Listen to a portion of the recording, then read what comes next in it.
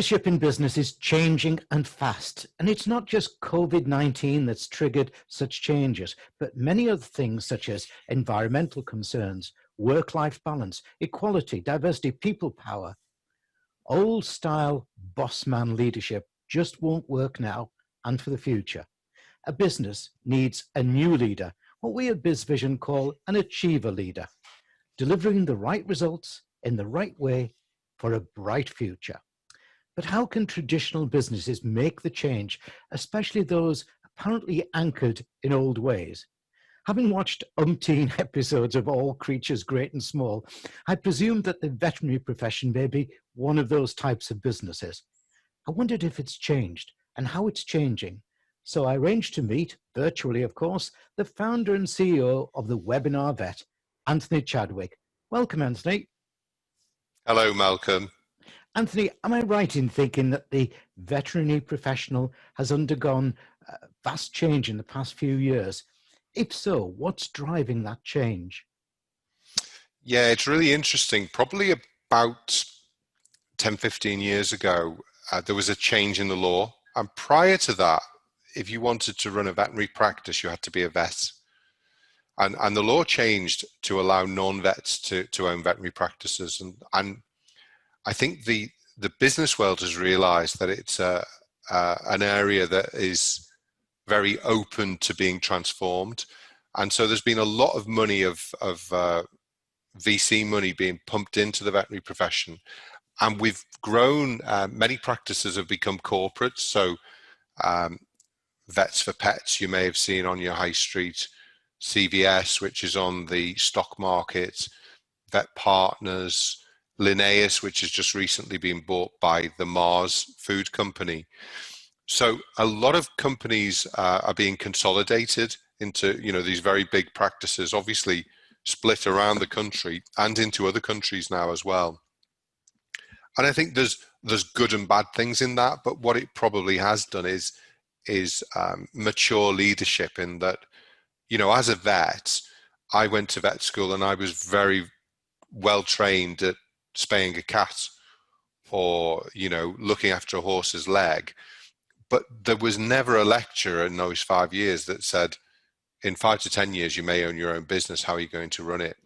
So we're not necessarily the best managers and leaders of businesses. And we have to then go out and learn about that, in our postgraduate career. And of course, this is the importance of being a lifelong learner, because the skills that got you through vet school and got you to become a vet, you have to develop those to become better at your job. I when I left vet school, took a training in veterinary dermatology. So I got a certificate in that. But then, also began to run my own practice. Well, what's a balance sheet? You have to learn all those skills as well.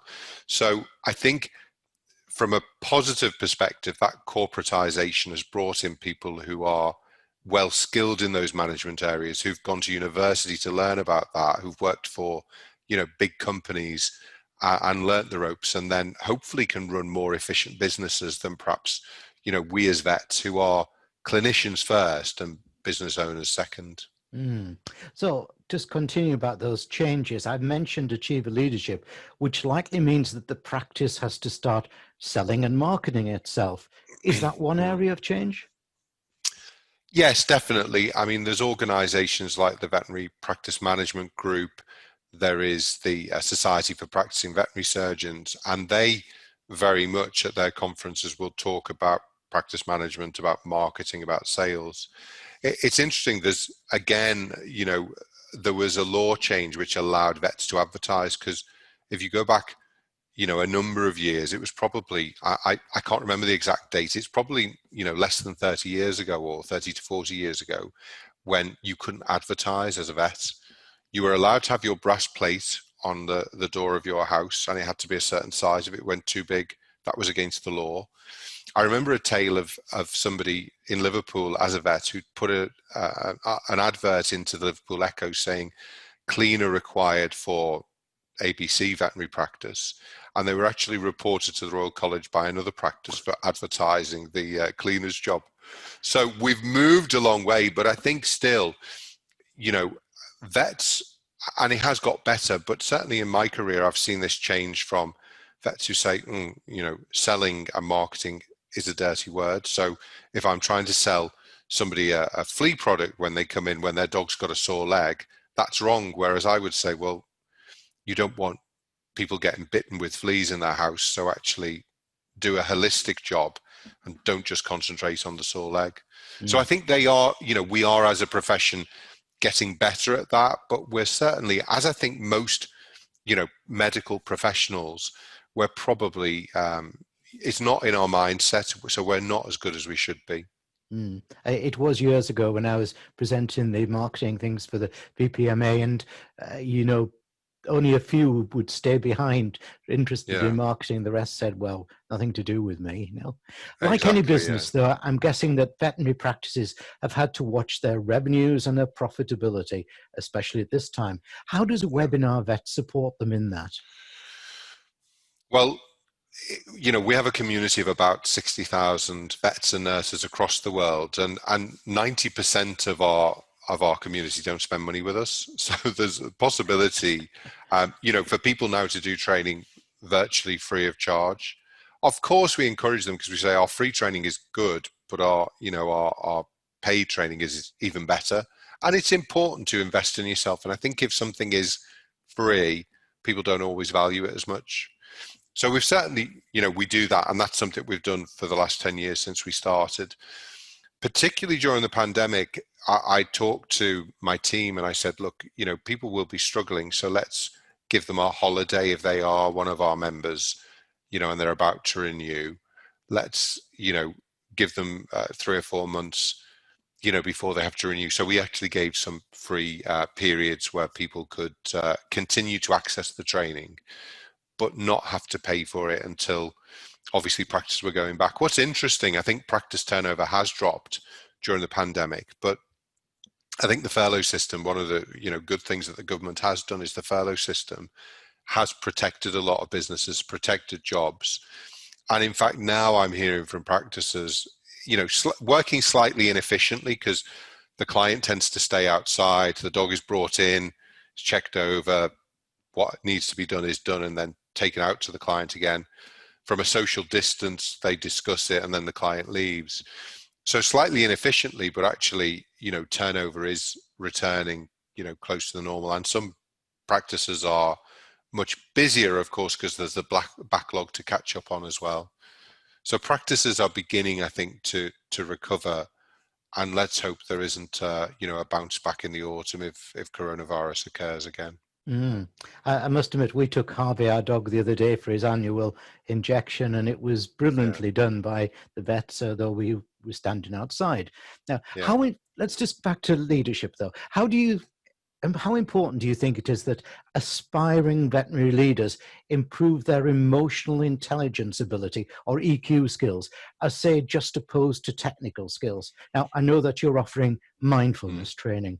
Yeah, I think there's so much more training now, across the veterinary world on those soft skills because, as I've said, empathy is such an important tool. And I think, that's not traditionally been taught in the veterinary colleges. It is being taught, undergraduates.